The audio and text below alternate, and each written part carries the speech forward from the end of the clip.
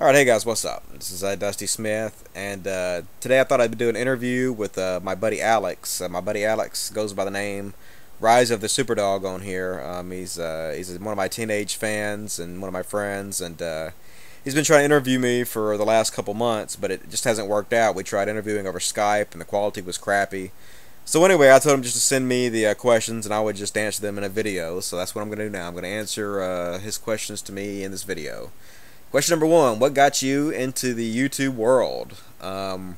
Short answer: I thought it'd be an easier way to spread my memes, to spread the brand of Dusty, I guess you would say. Branding and memes are really the same thing, but if you want to talk about it in marketing sense, I thought I would spread the brand of Dusty easier through YouTube than I could through anything else, and mainly because stuff like Twitter, anybody can tweet, so anybody can rise up to the ranks of Twitter because you just type out a little sentence. Anybody can do that, but not anybody can just make a video. Not anybody will put themselves out there, and not anybody can make a high enough quality video to where they can make themselves stand out. So I thought that with my skills, I could probably make YouTube videos and stand out a little bit, and have a good chance of building my brand. And so that's why I focused my attention on YouTube.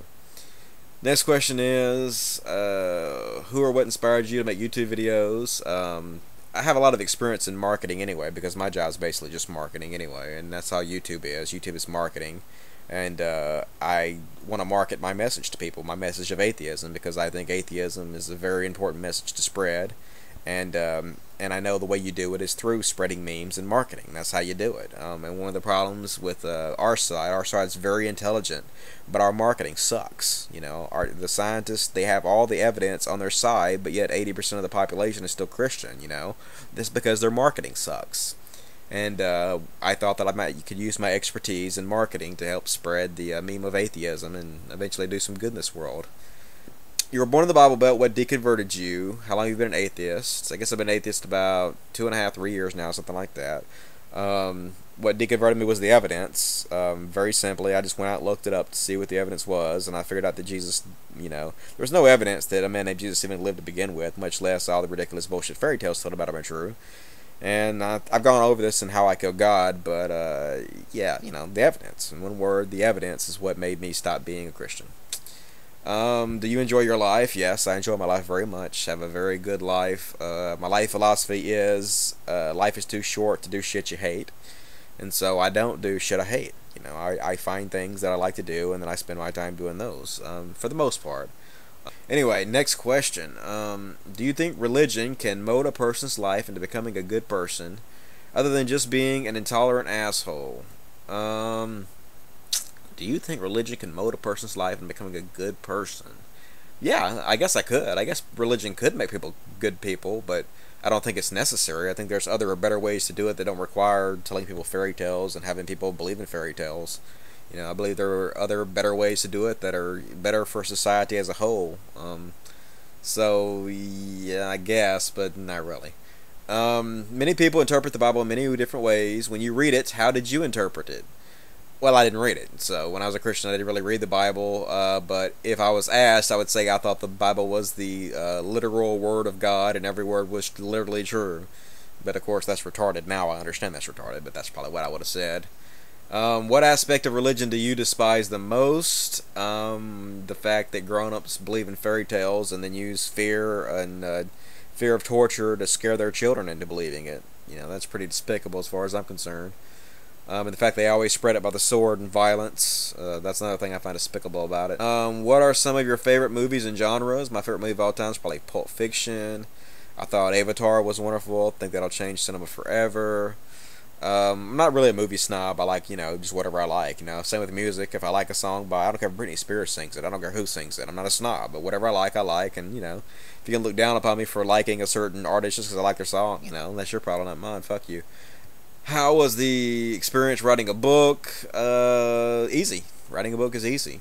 Nothing to it. Well, the hard part is getting people to buy it, which I was mildly successful at doing and fairly much unsuccessful at doing. What is your take on pedophilia? I'm a big fan. Big fan of pedophilia, of course. What do you consider the age of consent should be? Of course, I'm just kidding. I'm not a fan of pedophilia. I feel sorry for pedophiles. I don't feel sorry for pedophiles. I don't feel sorry for the pedophiles that actually go through with it and rape little kids. I don't feel sorry for them at all. But I feel sorry for pedophiles that have never gone through with their wants, and they really are attracted to little kids, but they know that it's evil, and they know that makes them a disgusting person. They've never gone through with it because they know that makes them a bad person, so they have control of themselves. I feel sorry for those people, because I do think those people, they have a mental problem they need help with.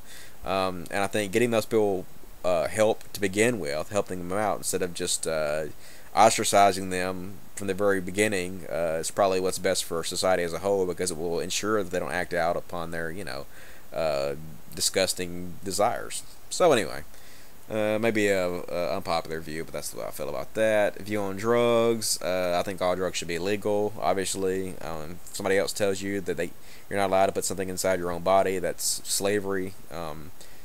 Somebody tells you what you can do with your body, that's slavery. That's what that means. So drug laws are ridiculous, and they're not based in any kind of reality whatsoever. They're just based on fairy tales and fantasies. Drug laws are basically like religion. They're just based on complete fantasy. It's cooked up by whoever the fuck has done the best job of spreading their memes. That's how everything gets done pretty much in this world. Whatever memes did the best job of spreading, that's how everything gets made. That's how society gets made. That's how culture gets made. Take on alcohol, underage drinking. Do you like beer? I don't like alcohol. I think it's a poison, but I think if you want to drink, you should be able to. And I did plenty of drinking when I was underage, so I don't want to be a hypocrite about it, but definitely not my drug of choice. Your view on sexuality, homosexual, underage sex. I don't care. As long as you're two consenting adults, I don't care what you do. I don't care how many of you there are, and I just, not my business. So, that's my feelings on that. Do you agree with the Afghanistan-Iraq war? That's a hard question. I feel like I don't have enough information, really. I feel like that there's a lot of information that the people that are making these decisions have. They can't tell the normal people. They can't tell America certain things because people really can't handle the truth. I mean, it's true. So I feel like there's probably a lot of things that I don't have the information for, and so I can't really make an educated judgment on that. With that said, I think it's probably better off for society if we spend $1 trillion on giving people health care and reinvesting that technology than I do killing people. But, maybe there's something I don't know, and if there is, then I don't know it. I don't know what I don't know. What should we do about radical Islam? I think the best solution to our religion is that we make a deal with every country on earth. We can even help them out. We can bribe them. Do whatever we have to do. But get them to agree to have uncensored internet every single home in the world. And I think that'll pretty much, after a generation or so, that'll pretty much wipe out all of Islam, all of Christianity. Once people have access to unfettered information and, they don't have to rely on secondhand information and lies and bullshit anymore, the religions will die off. So that's what we need to really push toward, is uncensored access to internet for all. That should be a human right that everybody gets,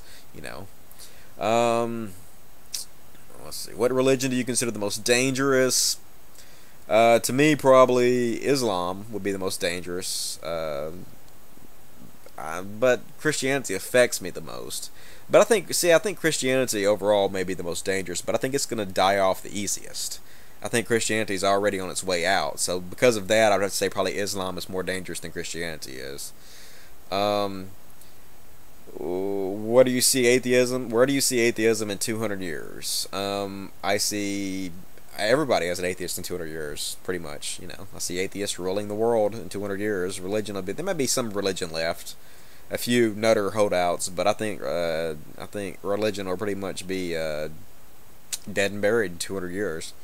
If you died and you found out that God was real, what would you say to him or her, and why? It depends on what God you're talking about. Okay, that really, if you're talking about the Christian God, I'd have a lot to say. I would say, dude, obviously there's nothing I can say to you. You're just going to torture me forever anyway, and it's your fault that you didn't give me enough information to believe in you, because you knew exactly how much information I needed to believe in you, and you decided not to give it to me. But if you're talking about like a real God, a kind of God that I could see really existing, then I don't think I would have to say anything to him. I think that immediately anything he wanted me to know would be beamed right into my brain, and and then I would probably become one with the universe. So I don't know.